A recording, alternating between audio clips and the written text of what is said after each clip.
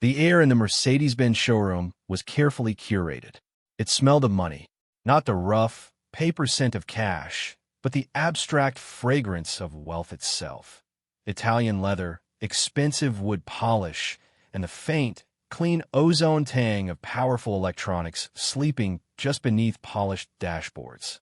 Sunlight, filtered through immense panes of glass, gleamed on the metallic hides of mechanical beasts.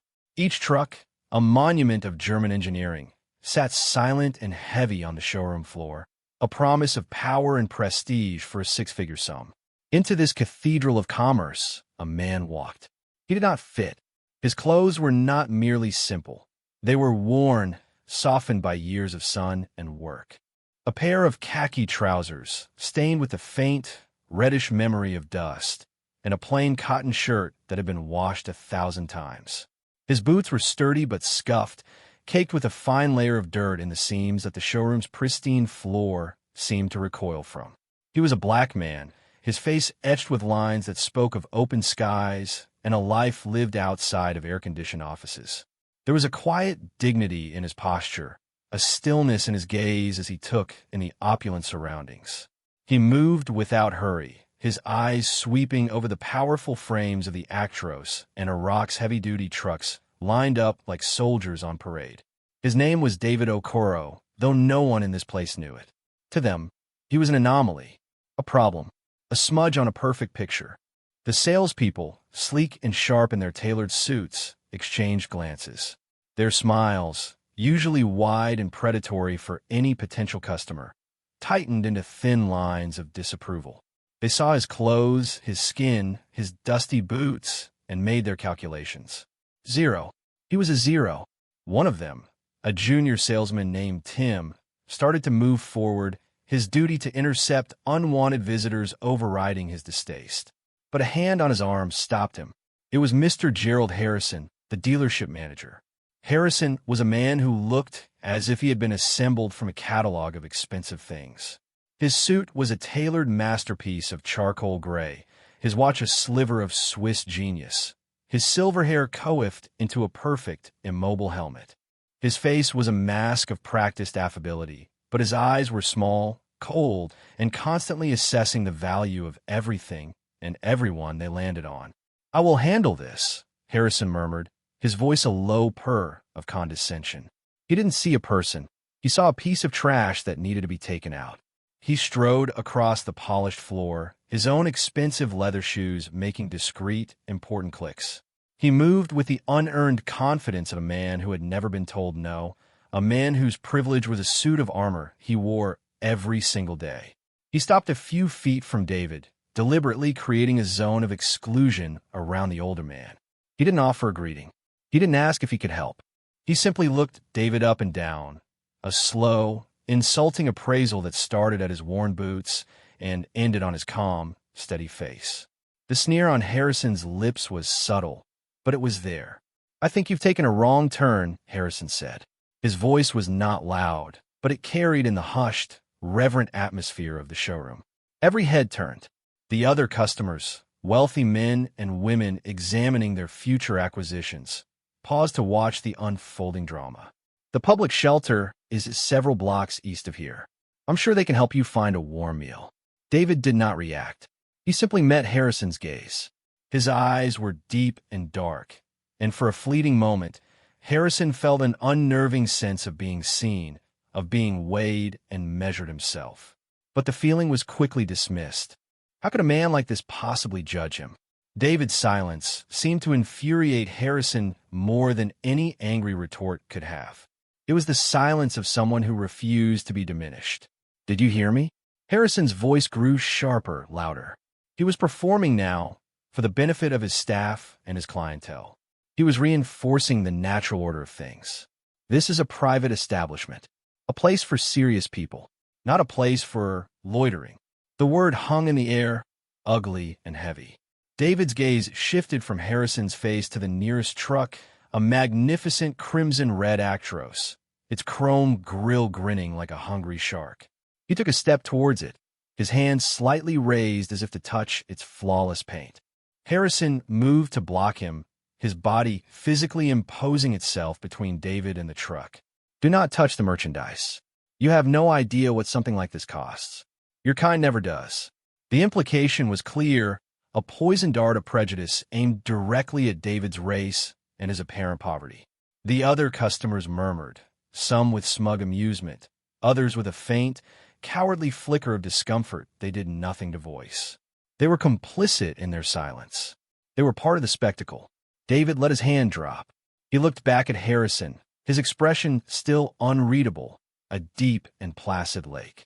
This calm was a mirror, and Harrison saw his own ugliness reflected in it. It made him angrier. He felt a desperate need to shatter that composure, to see this man grovel, to see fear or shame in his eyes.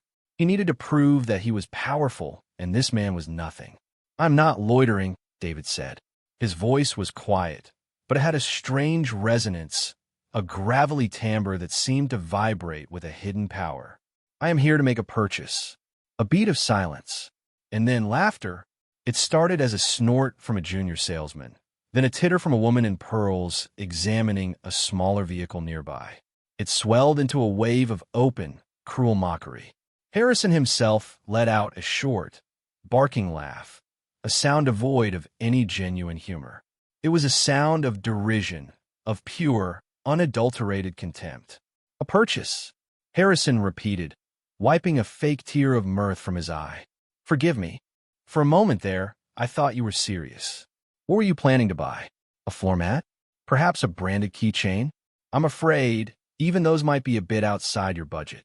The audience of customers and staff chuckled appreciatively. They were enjoying the show. It affirmed their own status, their own right to be in this exclusive space. David waited patiently for the laughter to die down. He stood like a rock in the middle of a chattering stream. When the room was quiet again, he looked directly at Harrison, his gaze unwavering. He held up one hand, fingers spread. "I will take 5, he said, his voice clear and steady. Harrison blinked. "5 what?" "5 keychains. You'll have to pay up front." "No," David replied, his voice dropping slightly, gaining an edge of steel. 5 trucks. He pointed a finger at the massive crimson Actros.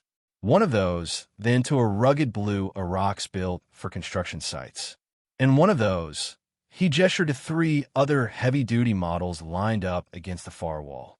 "And those 3 as well. 5. In total." The statement was so audacious, so utterly disconnected from the reality they had constructed for him, that the room fell into a stunned, absolute silence.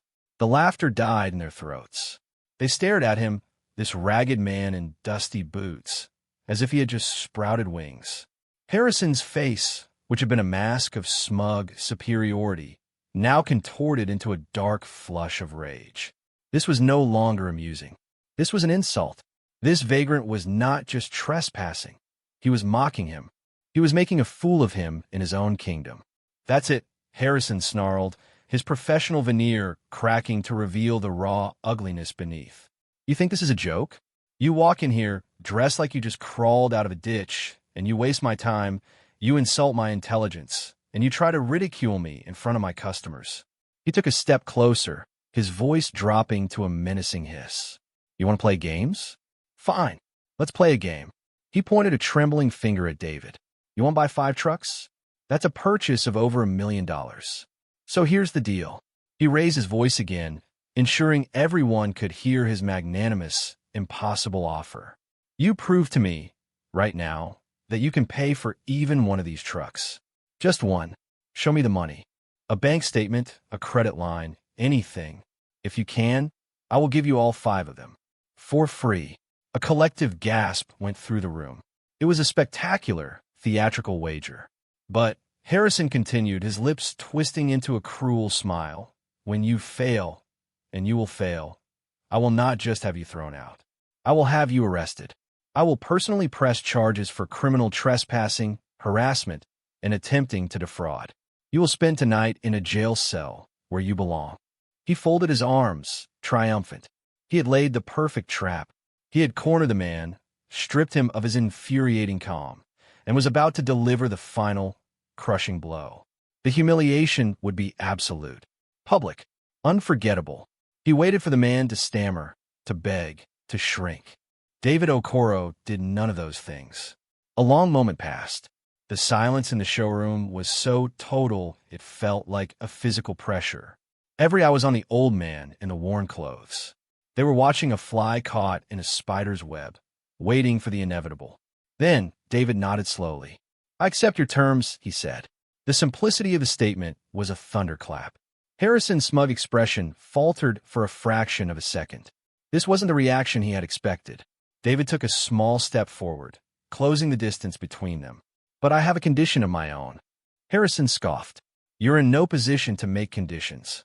"Nevertheless," David said, his voice unwavering, "when I have proven I can pay, and you have signed over the titles for the 5 free trucks as you promised, there is something you must do." He paused, letting his words sink in. He looked at Harrison's manicured hands, his expensive suit, his polished shoes. "You, Mr. Harrison, will personally wash and detail all 5 of those trucks. By hand, right here, in this showroom, in front of your staff and any customers who wish to watch. You will not stop until I am satisfied with your work." The shock in the room was palpable. The crowd stared, mouths agape. This was no longer just a confrontation. It was a duel. The stakes had been raised to an impossible height. Harrison's public humiliation was now on the table, placed there by the very man he sought to destroy. Harrison's face was a mask of disbelief, which quickly curdled back into pure fury. The sheer audacity, the arrogance of this nobody. The idea was so preposterous, so laughable, that he couldn't help the sneer that returned to his face. "Done," he spat. "It will be my absolute pleasure to call the police on you after I've won. I hope you enjoy the view from your jail cell. It's the closest you'll ever get to owning one of these." "We have a deal then," David said calmly. He seemed to retreat into himself for a moment, his eyes losing focus as the gleaming showroom around him faded away. The smell of leather and polish was replaced by the scent of hot dust and distant rain. The memory was not something he summoned. It was something that lived in him, a foundation upon which his entire life was built. He had not always been David Okoro, the man whose name could move markets. He had first been just David, a boy in a small village in the heart of Nigeria, a place the maps barely acknowledged. His world had been one of red earth and immense skies. He had not gone to fancy schools. His first university had been the land itself. His grandfather, a man whose face was a roadmap of ancient wisdom, had been his teacher. He had taught David the language of the rocks, the secrets held in the layers of the earth.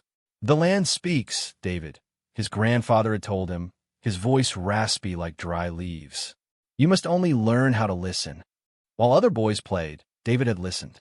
He had walked the arid plains and the rocky outcrops, his small hammer in hand, chipping away at stones, studying their grain, their color, their weight. He had read discarded geology textbooks he'd found in a missionary's forgotten crate, devouring the complex language of science and matching it to the practical knowledge his grandfather had given him. He had seen patterns no one else saw. He had felt a resonance in the ground, a deep thrum of potential that everyone else had mistaken for emptiness. He had been in his early 20s when he found it. Not gold, not diamonds, but something far rarer. A massive, unprecedented deposit of coltan, the metallic, or that was the lifeblood of the modern world's electronics. It was a discovery that could reshape the global supply chain. It was a discovery that could make him one of the richest men on the planet. But wealth, he had learned, was a magnet for predators. The news had traveled, and soon the vultures descended. Giant multinational corporations arrived with their slick lawyers and hollow promises. Corrupt government officials appeared with their greedy, outstretched hands. They saw a poor boy from a small village and, like Harrison, they had made their calculations. Zero. They thought they could cheat him, intimidate him, steal his birthright from under his feet. They had underestimated him. They had not understood that his strength was not in money or power, but in the very earth he stood upon. He knew that land better than they knew their own balance sheets. He had refused their insulting offers. He had fought them, not with weapons, but with intellect and an unshakable will. He had taught himself contract law at night, poring over books by lamplight.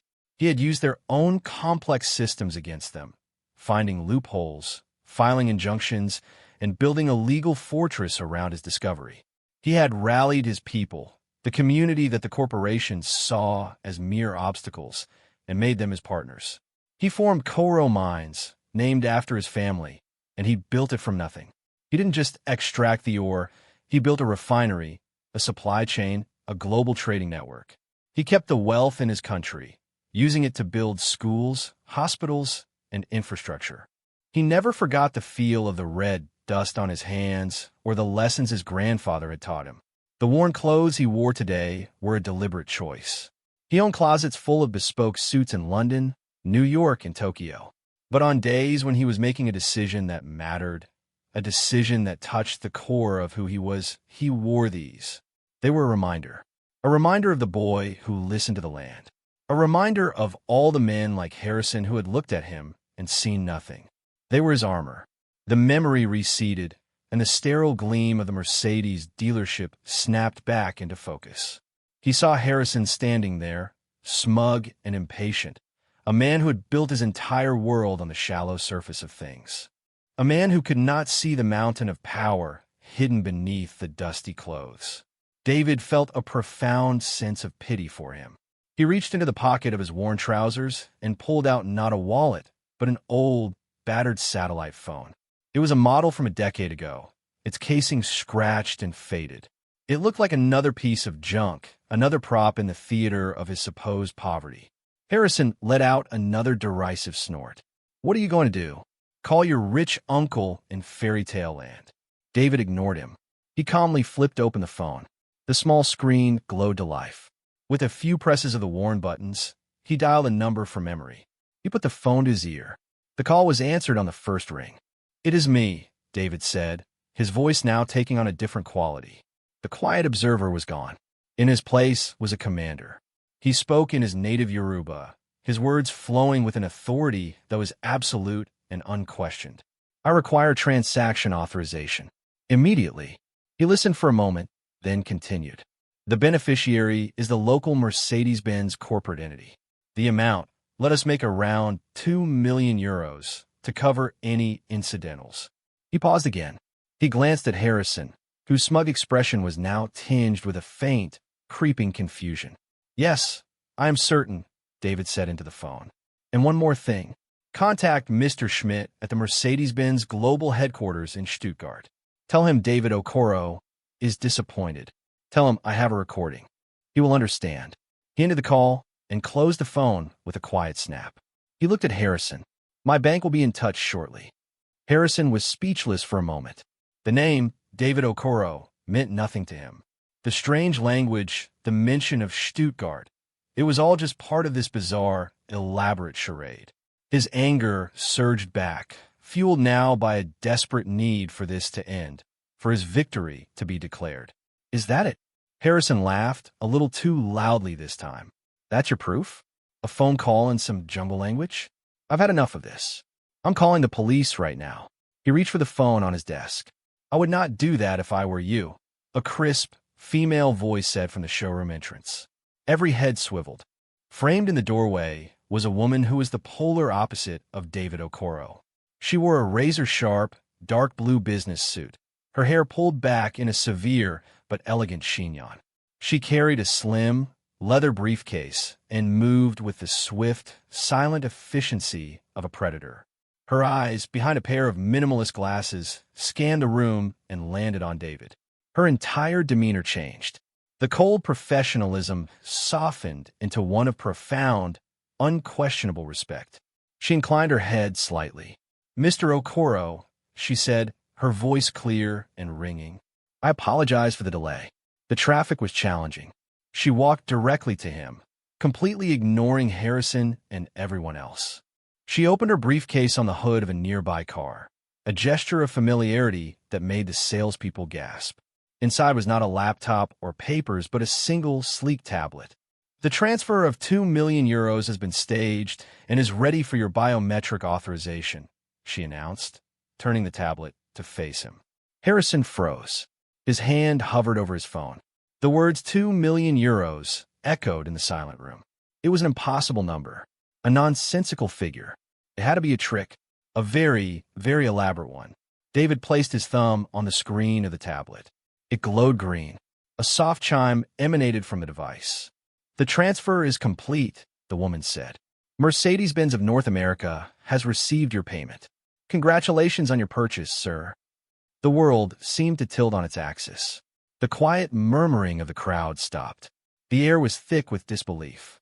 They were all staring at the tablet, then at David, then at Harrison, trying to connect the pieces of a puzzle that made no sense. Harrison's face was a study in collapsing arrogance. The confident sneer had vanished, replaced by a slack-jawed, vacant stare.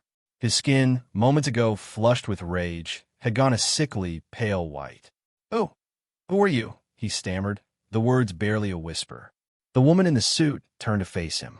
Her eyes were now as cold and hard as chips of ice. She looked at him as if he were an insect. "This," she said, her voice dripping with disdain, "is Mr. David Okoro, founder, chairman, and chief executive officer of Koro Mines International." The name hung in the air. To most, it meant little, but to one or two of the wealthier customers, men who followed global finance, the name was a lightning bolt. Koro Mines, the near monopoly on coltan, the multi-billion-dollar, privately held empire. They stared at David, their eyes wide with sudden, horrified recognition. They were not looking at a vagrant. They were looking at one of the wealthiest and most powerful men on the African continent, a king of industry whose personal fortune dwarfed the annual revenue of the entire dealership. "And I," the woman continued, "am Elara Vance, his senior portfolio manager for Barclays Private Bank. Mr. Okoro is not just a client. He is our firm's single most valued private partner. When he calls, the world listens." The finality of her words was like a judge's gavel. Harrison's legs seemed to give way slightly. He leaned back against his desk for support. His mind was a maelstrom of denial, confusion, and a rising, sickening wave of pure terror. This couldn't be happening. It was a nightmare. The ragged man, the dusty boots, the condescending jokes, the public wager. Oh God, the wager. 5 free trucks, David said, his voice soft, but it cut through the silence like a razor. "And you, Mr. Harrison, have work to do." David gestured with his hand to the old satellite phone he was still holding. A recording, he stated simply, of this entire conversation. "Your threats, your insults, your wager." Elara Vance took a step towards Harrison, her expression merciless. "Mr. Okoro is a very private man, Mr. Harrison. He despises public attention. But you have created a situation that requires a public response." She began to list the consequences, her voice calm and methodical, each word a hammer blow against the crumbling edifice of Harrison's life. "First," she began, "a formal complaint, accompanied by the full, unedited recording, is being sent to the global board of directors of Mercedes-Benz in Stuttgart. As I mentioned, Mr. Okoro is personally acquainted with the chairman. They share a mutual respect. I imagine the chairman will be displeased to learn how his company's representatives treat potential customers." Harrison's breath hitched.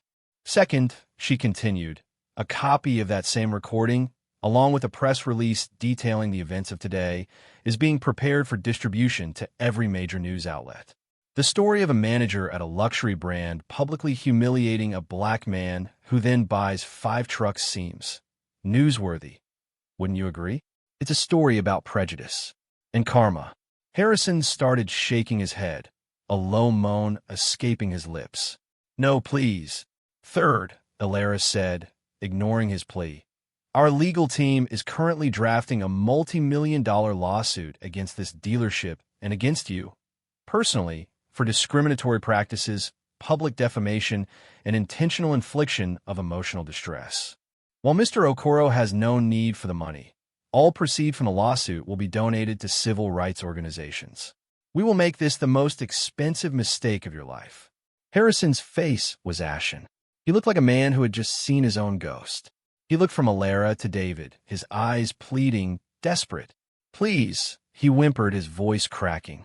Mr. Okoro, I made a mistake. A terrible mistake. I am so sorry. It was a misunderstanding. I'll do anything. I'll give you the trucks, of course. And a discount. The biggest discount. He was babbling, his carefully constructed world shattering into a million pieces around him. He was trying to use the tools of his old life, discounts, deals, apologies, to fix a problem that was now catastrophically beyond his control. David Okoro simply looked at him, his gaze devoid of anger or triumph. There was only a great, profound stillness. It was not a misunderstanding, David said, his voice carrying the weight of 1,000 similar judgments he had endured in his life. You looked at me, and you made a decision. You judged my worth based on the cloth of my shirt and the color of my skin. He took a step closer, and for the first time, Harrison flinched away from him, as if from a source of immense heat. No, David said softly. It was not a misunderstanding. It was a judgment, and you judged poorly. Just then, the main doors of the showroom swished open again. A man in a panic-stricken rush stumbled in. He was older than Harrison, dressed in an even more expensive suit, his face pale and sweating. It was Arthur Vance, the owner of the dealership franchise. He must have received a call from corporate, a call from a screaming executive in Germany who had just been woken up by news of a looming disaster. Vance's eyes darted around the room, saw the scene, David, Alera, the terrified Harrison, and he understood instantly. He rushed past everyone, heading straight for David, his hands outstretched in a gesture of supplication. Mr. Okoro, sir, I am Arthur Vance, the owner. I cannot express how horrified, how deeply sorry I am for the unforgivable behavior of my employee. There are no words. He turned on Harrison, his face now a mask of pure fury. Harrison, you're fired. Get out. Clear your desk, and get out of my dealership. Now. Harrison stared at him, dumbfounded. Mr. Vance, but Now. Vance roared, his voice echoing in the cavernous space. Security will escort you out. You are a disgrace to this brand and to me. 2 burly security guards, usually posted discreetly outside, materialized and moved towards Harrison. They took him by the arms. The public shaming, the part of the show he had designed for David, was now his own. He was stripped of his name badge, his company phone clattering to the floor. He was marched past the silent salespeople who had been his subordinates moments before. He was walked past the smirking customers who had laughed at his jokes. His gaze fell upon the 5 gleaming trucks, his promised prize, now the monuments to his own destruction. At the door, he turned for one last, desperate look at David Okoro. He saw no smile, no satisfaction. He saw only a quiet, immovable presence. He saw the man he had tried to break, now the architect of his ruin. Then the doors closed, and he was gone. The showroom was deathly quiet. David turned to the assembled crowd of staff and customers, his gaze sweeping over their chastened, stunned faces. A man's worth, he said, his voice resonating with moral authority, is not in the clothes he wears, or the car he drives, or the balance in his bank account. A man's worth is in the content of his character, in how he treats his fellow human beings. He gestured vaguely towards the door through which Harrison had been ignominiously ejected. Today, that man showed you his character, and you all saw that it was worthless. He then turned to the terrified dealership owner. I will not be proceeding with the lawsuit, he said calmly. A wave of relief washed over Arthur Vance's face. Oh, thank you, sir, thank you. However, David continued, the 5 trucks are mine, as per your manager's public agreement, and I still expect them to be washed. I will send my own people to do it, but you will donate the cost of a 6th truck to the city's homeless shelter, the one your manager so kindly recommended to me. Vance nodded vigorously. Yes, sir. Of course, sir. Absolutely. Consider it done. David gave a final, curt nod. His business here was finished. He turned and walked toward the exit, Alera Vance falling in a step beside him. The crowd of wealthy patrons and humbled salespeople parted for him like the Red Sea, their eyes filled with a mixture of awe, fear, and shame. They were no longer looking at a ragged man. They were looking at a king. 6 months later, the world had moved on, as it always does, but the echoes of that day in the dealership lingered, shaping destinies. For Gerald Harrison, life had become a relentless, grinding humiliation. The story, despite David's decision not to release the recording, had leaked. It became an industry legend, a cautionary tale whispered at corporate events. He was blacklisted. No luxury brand would touch him. The name Harrison was now synonymous with arrogant stupidity. His wife, a woman who had married his status and his income, left him within a month. She took the house, the savings, and the last vestiges of his dignity. He was forced to sell his expensive watch, then his car, then his tailored suits, just to pay his legal fees and rent a small, bleak apartment on the forgotten side of town. Now, he worked at a grimy, roadside car wash called Sparkle and Shine. His hands, once soft and manicured, were raw and chapped from cheap soap and cold water. His face, once a mask of smug confidence, was now perpetually drawn in lines of bitter resentment and exhaustion. He was scrubbing the grime from the hubcaps of a beat-up sedan, the dirty water splashing onto his cheap trousers. A shadow fell over him. He looked up and saw a gleaming, crimson-red Mercedes Actros truck idling at the traffic light. It was identical to the one from the showroom. For a moment, his heart seized, and he thought he saw David Okoro in the driver's seat. But it was just a stranger. The light turned green, and the truck rumbled away, a rolling symbol of the paradise from which he had been cast out. He squeezed his eyes shut, the shame as fresh and searing as it had been that day.